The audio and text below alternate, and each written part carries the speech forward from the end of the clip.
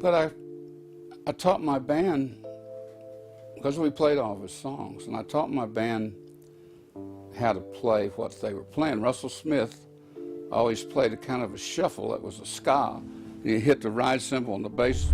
When Cher and Leon Russell teamed up in the 1970s, the public saw two musical powerhouses coming together at the top of their game. But away from the recording studio and bright lights, their personal dynamic was far more complex than anyone realized. Decades after their unexpected partnership, Cher finally broke her silence about what went on behind closed doors, shattering the image fans had held onto for years. So, what exactly did Cher reveal about Leon Russell, and why are her recent confessions sending shockwaves through the music world? Let's dive in. The childhood struggles that shaped Leon Russell. For years, Leon Russell was remembered as the wild-haired, unmistakable musician, a pianist whose sound could move from rock and roll to gospel, and whose name appeared beside music's biggest stars. But there was much more to Russell than the larger-than-life image audiences saw on stage.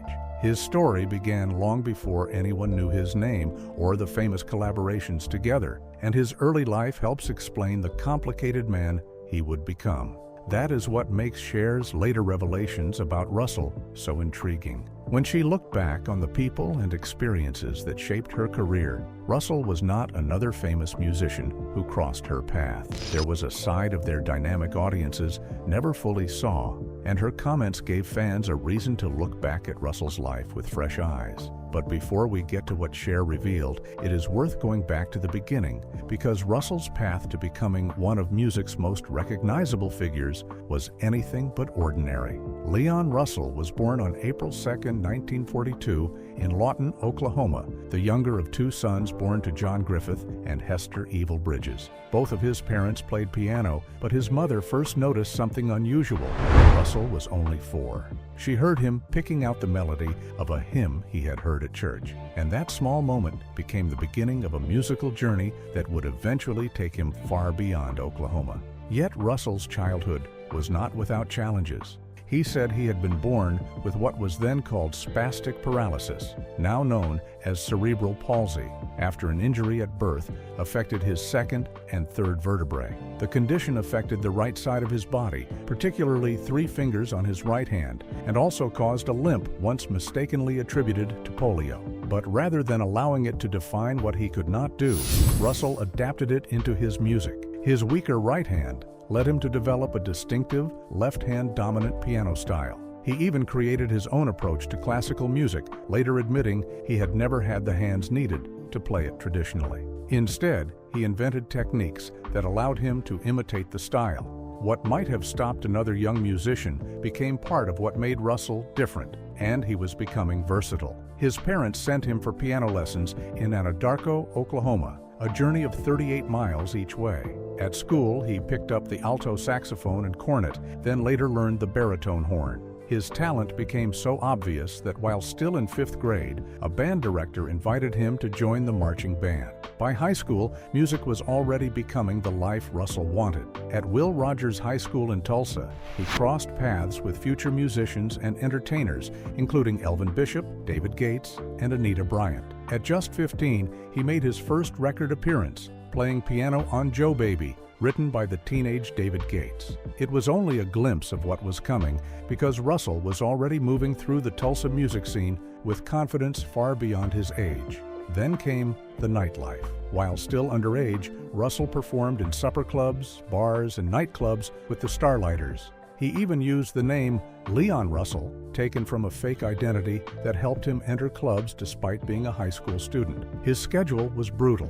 He could play one venue, move to an after-hours club, and continue until morning before school. He later recalled sleeping through English because there simply were not enough hours in the day. That schedule brought him into contact with musicians shaping American popular music. Russell played alongside J.J. Cale and back performers such as Ronnie Hawkins, while developing a style that could move from Errol Garner-inspired jazz to Jerry Lee Lewis-style rock and roll. He was not trying to fit neatly into one category. Even then, he was learning how to blend different sounds, an instinct that would become central to his career. At 17, Russell left Tulsa for California, expecting bigger opportunities. Instead, he found that stricter liquor laws made it difficult for an underage musician to find work. He later recalled nearly starving because of it. Still, he stayed, studied guitar with James Burton, and began building the career that would eventually put him beside some of music's biggest names. Los Angeles became the turning point. Russell started primarily as a session musician, but that behind-the-scenes role put him in extraordinary company. He played with or alongside Ray Charles, Frank Sinatra, Bob Dylan, George Harrison, Elton John, Ringo Starr, Barbra Streisand, Eric Clapton, Willie Nelson, B.B. King, and the Rolling Stones. But Russell was never content to remain just another musician in someone else's band. As his reputation grew, so did his ambitions. He began carving out a solo identity that blended rock and roll, blues, bluegrass, and gospel without being confined by any of them. The result was a musician who was difficult to categorize and even harder to ignore. Leon Russell was already a star before anyone knew his name. By the time Leon Russell began making a name for himself in Los Angeles, he was no longer simply the gifted young pianist who had left Oklahoma looking for work. He was becoming the musician other musicians quietly depended on, the man who could walk into a recording session, hear what was missing, and somehow make the entire song sound bigger. And although his name was not yet familiar to millions of fans, his fingerprints were already turning up on some of the biggest records of the 1960s. Russell quickly became part of the legendary group of Los Angeles studio musicians, later known as the Wrecking Crew, and his resume began filling up with names most musicians could only dream of working with. He played on recordings by the Byrds, Gary Lewis and the Playboys, Bobby Pickett, and Herb Alpert. But it was his work with Phil Spector that showed just how valuable his particular sound had become. Russell played piano on Spector Productions, featuring the Ronettes, the Crystals, and Darlene Love, including the famous 1963 Christmas album, A Christmas Gift for You, from Phil Spector. Yet what made Russell stand out was not simply his ability to play the notes. He had a way of changing the energy of a recording without demanding attention for himself. Herb Alpert remembered exactly what that looked like. Russell would arrive at sessions dressed in a suit and tie, his hair short and neatly styled, looking nothing like the eccentric rock star audiences would eventually know. During rehearsals, Russell would sometimes sit at the piano and insist that he did not know what to play.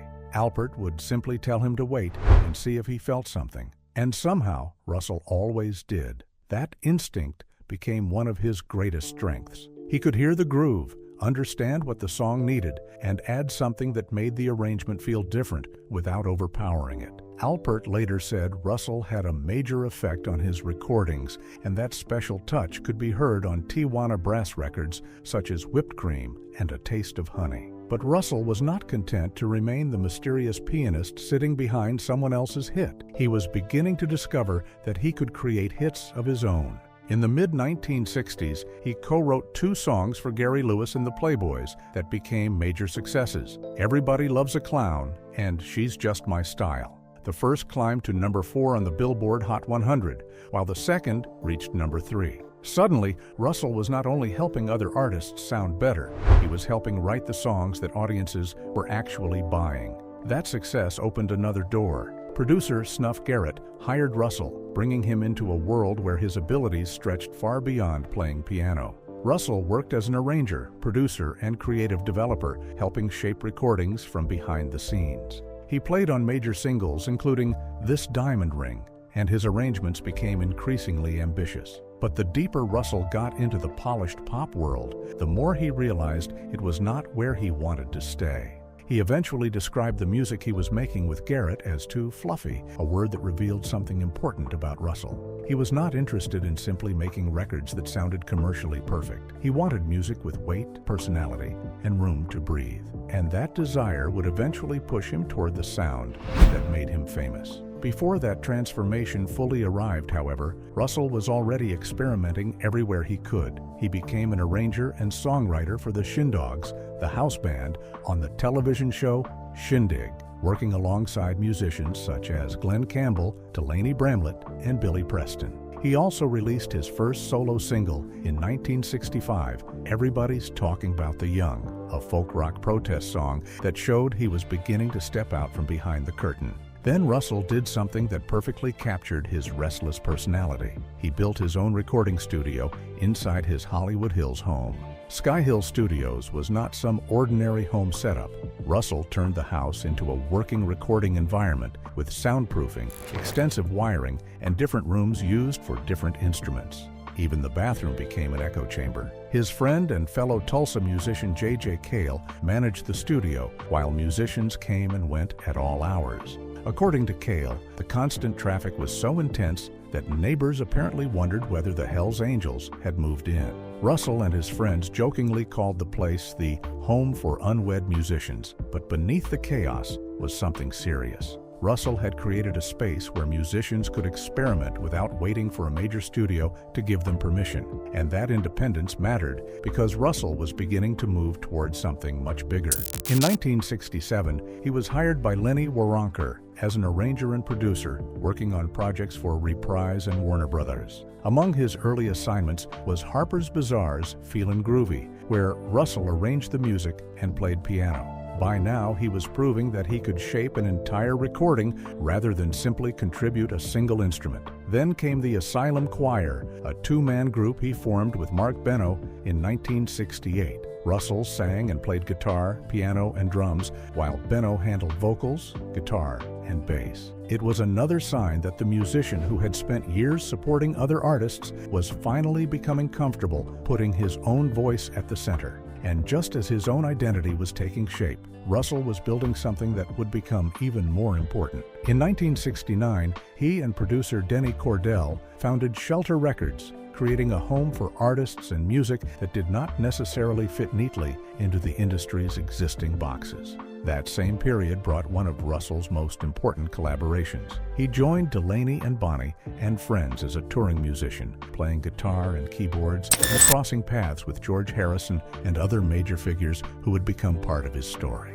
More importantly, his collaboration with Bonnie Bramlett produced a song that would outlive almost everything else from that period. Together, they wrote Superstar. The song was first released by Delaney and Bonnie, but its journey was only beginning. Joe Cocker's version became part of his Mad Dogs and Englishmen era, while the Carpenters later transformed it into a major hit, taking it to number 2 on the Billboard Hot 100. Russell had once again created something that other artists could turn into gold. But perhaps the biggest breakthrough came through Joe Cocker. Russell became a co-producer, arranger, songwriter, and performer on Cocker's 1969 album, Joe Cocker, and he wrote Delta Lady for the record. The album climbed to number 11 on the Billboard 200, placing Russell closer than ever to the spotlight he had spent years approaching from behind the scenes. And that was the real turning point. Leon Russell was no longer just the secret ingredient hiding inside other people's hits. He was becoming an artist whose own name carried weight. The songs were beginning to speak for him. The collaborations were getting bigger, and the unmistakable sound he had been developing since Oklahoma was finally impossible to overlook. Soon, the world would discover the Leon Russell who had been hiding in plain sight all along. The women behind Leon Russell's biggest love stories. By the time Leon Russell became one of the most recognizable figures in music, his private life was already filled with relationships that were almost as complicated as his career. The women who came into his life were not simply footnotes in his story. Some shared years with him, some worked alongside him, and others became inspirations for songs that would live long after the relationships themselves had ended. One of the earliest important relationships in Russell's life was with Carla McHenry. The two were together for a long period during the early part of his career and had a daughter, Blue. This was a time when Russell was still building the reputation that would eventually make him a major figure in the music industry, and McHenry remained an important part of his life during those formative years. As Russell's career expanded, however, so did the circle of people around him. Musicians, singers, and industry figures were constantly crossing his path, and one of the women who caught his attention was Rita Coolidge. Russell pursued the singer after meeting her in Memphis through musician Don Nix, and the two became involved for a time. Their relationship unfolded while Russell was becoming increasingly immersed in the fast-moving world of rock music, where professional and personal lives could easily become intertwined. But then there was Chris O'Dell, whose connection to Russell became part of his music in a particularly memorable way. O'Dell worked in the music industry and had become closely connected to some of the biggest names of the era. Russell was drawn to her, and in 1970 he wrote Hummingbird as a love song connected to her. It was a revealing glimpse into Russell's tendency to turn personal emotion into music. Rather than simply keeping those feelings behind closed doors, he could transform them into something that audiences would eventually hear. Then Russell entered one of the most significant relationships of his life when he married Mary McCreary in the 1970s. McCreary was a singer and gospel artist, so their relationship brought together two people who understood the demands of performing and recording. They did not simply share a marriage. They also shared a musical partnership, recording together and releasing the wedding album in 1976. The couple had two children, Teddy Jack and Tina Rose, but their marriage eventually came to an end in divorce. And although the relationship did not last, it remained an important chapter in Russell's personal and creative life because it showed just how closely his relationships and music could become connected. Russell's romantic story, however, did not end there. He later married Jan Bridges, whose own connection to Russell began through the music business. Jan had worked as a limousine driver for Shelter Records, the label Russell had helped establish, before their relationship eventually developed into something much deeper. Unlike some of the earlier relationships in Russell's life, this one endured for decades. Russell and Jan remained married for nearly 30 years, and together they had 3 daughters, Sugary, Honey, and Coco. She stayed beside him through the later years of his career, long after the explosive fame of his early years had begun to change. That longevity gave their relationship a significance that Russell's earlier romances never quite had. His life had taken him through different women, different stages of love, and different kinds of partnerships, but Jan became the person who remained with him through the final decades of his life. And when Russell died in November 2016, his love story was ultimately remembered not as one simple romance, but as a collection of relationships that shaped different parts of the man behind the music. Some women shared his life, some shared his work, and some left enough of an impression to become part of the songs he left behind. The tour that turned Leon Russell into a rock music icon. By 1970, he had spent years working behind the scenes, shaping other artists' records and quietly earning the respect of musicians who understood exactly how talented he was. But that was about to change. Russell was finally stepping into the spotlight himself, and one unexpected opportunity would turn him into one of the most talked about figures in rock music.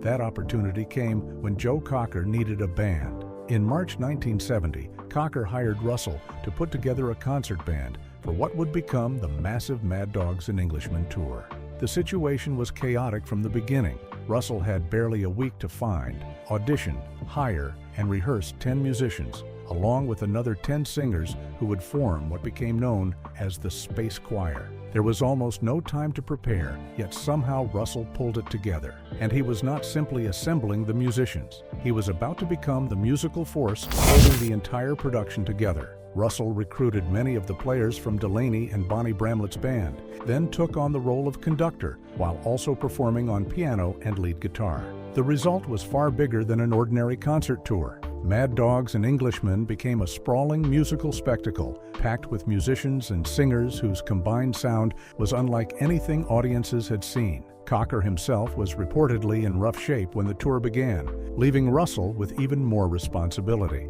During one audition, Russell asked Cocker whether what he was hearing sounded good. Cocker reportedly replied that it never sounded right to him. Russell decided to stop waiting for approval and simply trust his instincts. That instinct turned out to be exactly what the tour needed. Singer Claudia Lanier later described Russell's musical ability as something rare, particularly his talent for bringing together white gospel and black gospel influences. He could take different musical traditions, throw them into the same room, and somehow make them sound like they belonged together. And audiences noticed. So did other musicians. After watching the Mad Dogs and Englishmen concert film, Elton John was struck by the way Russell commanded the musicians around him. Cocker may have been the star standing at the microphone, but Elton could see something audiences were beginning to understand. This was Leon Russell's band, and Russell looked the part. During the tour, he wore a top hat and a Holy Trinity basketball jersey, an unusual combination that became part of his instantly recognizable image. But the outfit was not some carefully calculated attempt to create a permanent rock star persona. Russell later explained that he was simply trying to put on a show. He saw himself almost as an actor, understanding that the visual side of performing could be just as powerful as the music. Then, while the Mad Dogs and Englishman tour was taking off, Russell released his first major solo album. Simply titled Leon Russell, the 1970 record arrived through Shelter Records and featured an extraordinary collection of musicians, including Eric Clapton, George Harrison, Ringo Starr, Mick Jagger, and Keith Richards, along with Joe Cocker and several other major performers. Russell had spent years contributing to other people's music, but now some of the biggest names in rock were appearing on his record. The album contained 2 songs that would become central to his legacy: A Song for You and Delta Lady. A Song for You was particularly remarkable because Russell said he wrote it in roughly 10 minutes while sitting in his Hollywood studio. He had been trying to create a standard, imagining something that both Frank Sinatra and Ray Charles could sing. Instead, he produced a song that would travel far beyond the artists he originally had in mind. More than 40 artists eventually recorded their own versions, including the Carpenters, Ray Charles, Donny Hathaway, Willie Nelson, Peggy Lee, and the Temptations. Ray Charles's recording later earned him a Grammy, while the song itself was eventually inducted into the Grammy Hall of Fame. But Delta Lady revealed another side of Russell's songwriting. Joe Cocker had already recorded the song, helping establish it during the Mad Dogs and Englishman era, but its roots were unmistakably Russell's. It was soulful, rhythmic, and deeply personal, the kind of song that captured the emotional intensity that had become part of his musical identity. By the beginning of the 1970s, Russell had therefore crossed a crucial line. He was no longer simply the brilliant session musician people called when they needed something special. He was now a performer, songwriter, producer, and bandleader whose own name could sell records. And the recognition followed. Russell eventually earned 6 gold records and received 7 Grammy nominations, winning 2 awards through his work and participation in major projects. In 2006, his home state inducted him into the Oklahoma Music Hall of Fame, and in 2011, he was inducted into both the Rock and Roll Hall of Fame and the Songwriters Hall of Fame. But perhaps the most telling part of Russell's rise was how quickly everything happened. One moment, he was the musician working behind other stars. Then came Joe Cocker, Mad Dogs and Englishman, The Top Hat, The Unforgettable Songs, and suddenly Leon Russell was a star in his own right. The man who had spent years helping other people find their sound had finally found his own. The shocking Leon Russell story Cher could never forget. Leon Russell died in his sleep on November 13, 2016, at his home in Mount Juliet, Tennessee, at the age of 74. To many fans, it was the quiet ending to the life of a musician whose career was anything but quiet. Russell had spent decades moving through rock, gospel, country, blues, rhythm and blues, and the Tulsa sound, leaving his fingerprints on some of the most important music of his generation. But behind the legendary songs and unmistakable voice was a side of Leon Russell that even some of the people who worked beside him remembered with disbelief.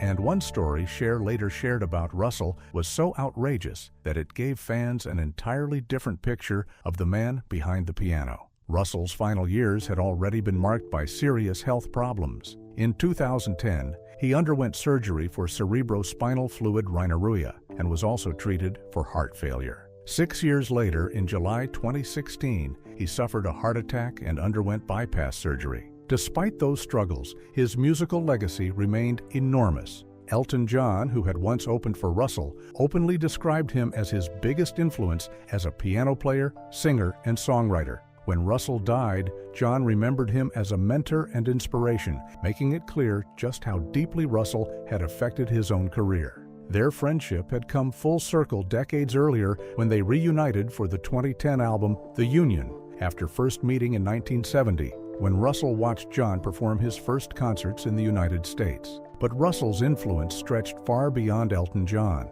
Long before he became a star in his own right, Russell was part of the legendary group of Los Angeles studio musicians known as the Wrecking Crew. He worked on countless recording sessions, arranging, conducting, and playing alongside musicians who would later become household names. According to drummer Hal Blaine, Russell was completely original at the piano. Blaine remembered that Russell's parts were never copycat performances. They were unpredictable, distinctive, and unmistakably his own. And Russell apparently had the personality to match. One story involved Russell and Glenn Campbell arriving late to a recording session. Campbell arrived first and was reportedly embarrassed when the producer reprimanded him in front of everyone. About 15 minutes later, Russell finally walked in. The producer immediately began dressing him down too. Russell's response was not to argue. He simply closed the piano lid, stood up, and walked out. The producer was then left scrambling to find another piano player. But Cher remembered an even more explosive version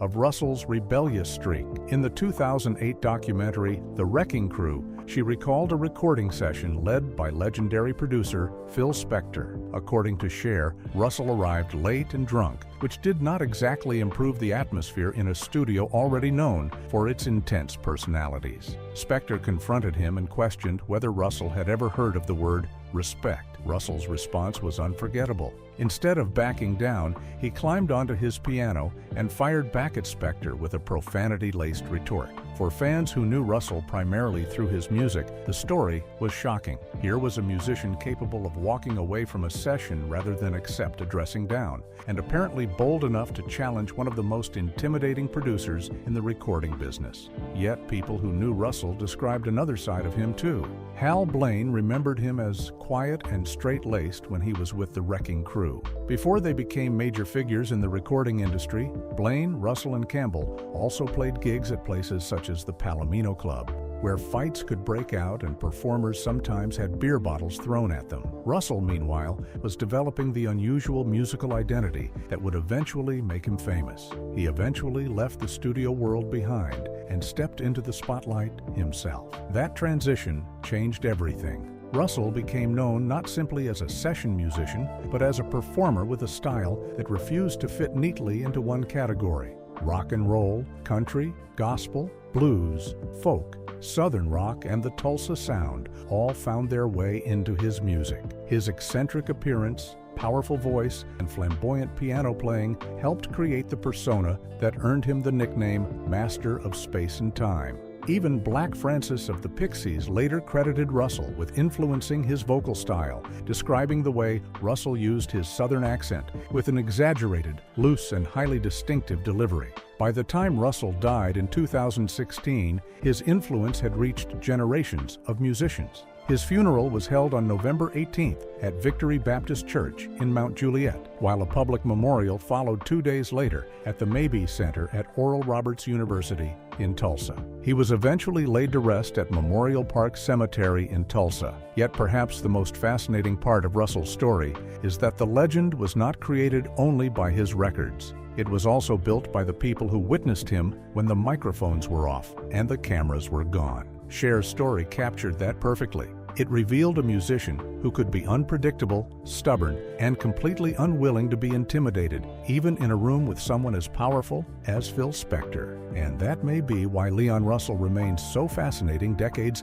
after his greatest years. The music made him a legend, but the stories from those who knew him are what continue to make people wonder just who Leon Russell really was. What Leon Russell song is your favorite till this very day? Share your thoughts with us in the comments below. Don't forget to like, share, and subscribe. Also, click the next video shown on your screen. You will enjoy it.